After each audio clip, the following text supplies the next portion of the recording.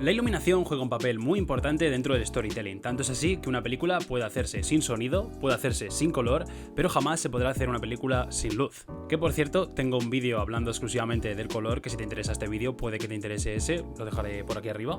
Soy Iván Benítez, iluminador y compositor en cine de animación, y hoy vamos a hablar de la iluminación en el cine.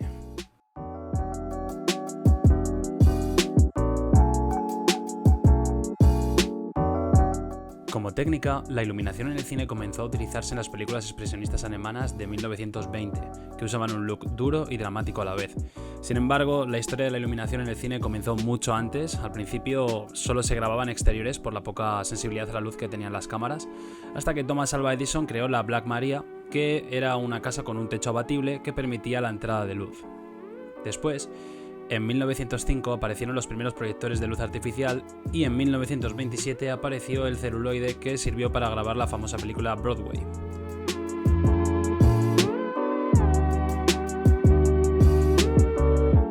Entonces, ¿para qué iluminamos? O sea, ¿realmente cuáles son nuestros objetivos a la hora de iluminar? Bueno, pues los he clasificado en 5 objetivos principales, que serían: el primero, dirigir la mirada del espectador; establecer el mood y la atmósfera de una escena; crear profundidad; revelar la personalidad de un personaje y su situación; y crear volúmenes en los personajes.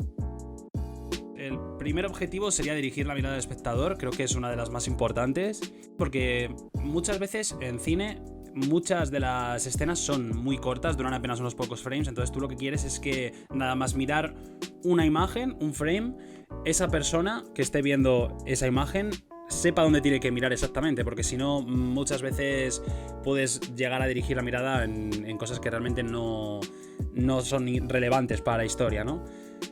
En este caso, de la tasadora de perlas de Vermeer, lo primero a lo que el espectador va a dirigir siempre su mirada va a ser a la cara de ella, simplemente porque es lo más brillante, el elemento más brillante y que más resalta dentro de la escena, también gracias al cuadro que tiene detrás, que crea un gran contraste y ayuda mucho a separarla del fondo. Luego también tenemos el ejemplo de Hannibal, de Ridley Scott, en el que la luz de detrás de Julianne Moore nos ayuda mucho a dirigir y a centrar la mirada en ella. También se usan otras técnicas, como podría ser la viñeta, que oscurece zonas que no interesan de la escena, o la silueta, cuyo ejemplo más mítico es de Third Man, que otra vez más utiliza el contraste para dirigir la mirada.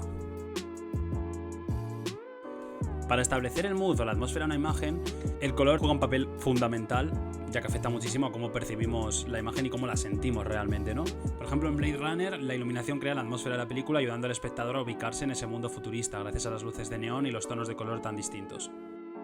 Las luces duras, para crear fuertes contrastes y sombras duras, se suelen utilizar para escenas dramáticas, de suspense o de terror. Sin embargo, las luces difusas se suelen utilizar para escenas más calmadas.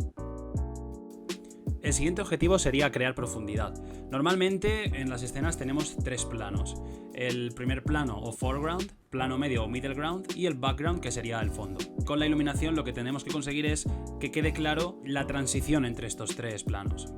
En este caso de la peli Lightyear, que si no la habéis visto tenéis que verla, me gusta muchísimo porque se ve muy claro cuál es la transición, cuáles son los 3 planos de los que os he hablado anteriormente.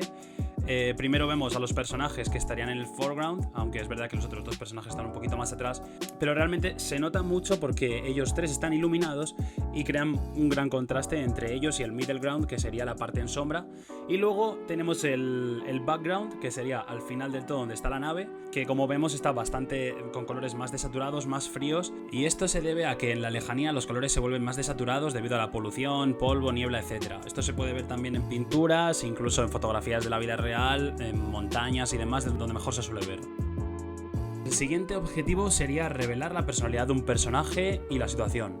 En este caso, lo que queremos es iluminar a un personaje de forma que concuerde con su personalidad, básicamente, ¿no? Por ejemplo, a los villanos a menudo se les asocia con escenas más oscuras, luces menos difusas y demás. Para establecer la situación de la escena tenemos el clásico ejemplo del Padrino de Gordon Willis en la escena de la negociación, en el que el personaje es iluminado de forma cenital y con una tenue iluminación frontal. Así reforzamos el aura de misterio y suspense. Por ejemplo, también tenemos Gambito de Dama en las escenas de Parchís, que son bastante tensas, la verdad, y precisamente lo que quieren es reforzar esa tensión. Me gusta mucho este ejemplo porque se ve la practical light, que bueno, una practical light no es más que una luz que se ve en pantalla. Y por último tendríamos el objetivo de crear volúmenes en los personajes. Esto es muy importante tanto en 3D como en cine real, porque dependiendo de la situación vamos a querer que los personajes se vean visualmente atractivos o no. Por ejemplo, los villanos o en escenas más desagradables, por así decirlo, igual queremos iluminar el personaje desde cierto ángulo para resaltar más las arrugas o... Esto depende mucho, ¿no?, de cada escena.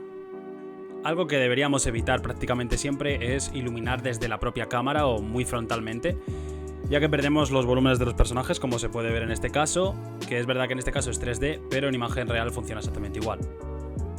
Una iluminación muy usada en cine y fotografía es la iluminación Rembrandt, que utiliza una key light, que la key light es la luz principal. Hablaremos de los tipos de luces en otro vídeo más ampliamente. Utiliza una key light a unos 45 grados de la cámara para crear un triángulo en el lado en sombra de la cara. Este triángulo se llama triángulo de Rembrandt y se utiliza muchísimo tanto en cine como en fotografía. La verdad es que me he dejado bastantes cosas y creo que hay muchas cosas de las que he hablado que se pueden desarrollar mucho más, pero creo que haré un capítulo por separado de cada objetivo de la iluminación, porque creo que esto es realmente creo que es los principios básicos y lo más importante, tanto en 3D, en animación, como en imagen real o en cortometrajes o lo que sea. Espero que os haya parecido interesante el vídeo, que hayáis aprendido algo nuevo. Y nada, bueno, si queréis en comentarios me podéis dejar propuestas para futuros vídeos. Y bueno, esto ha sido todo y nada, hasta la próxima.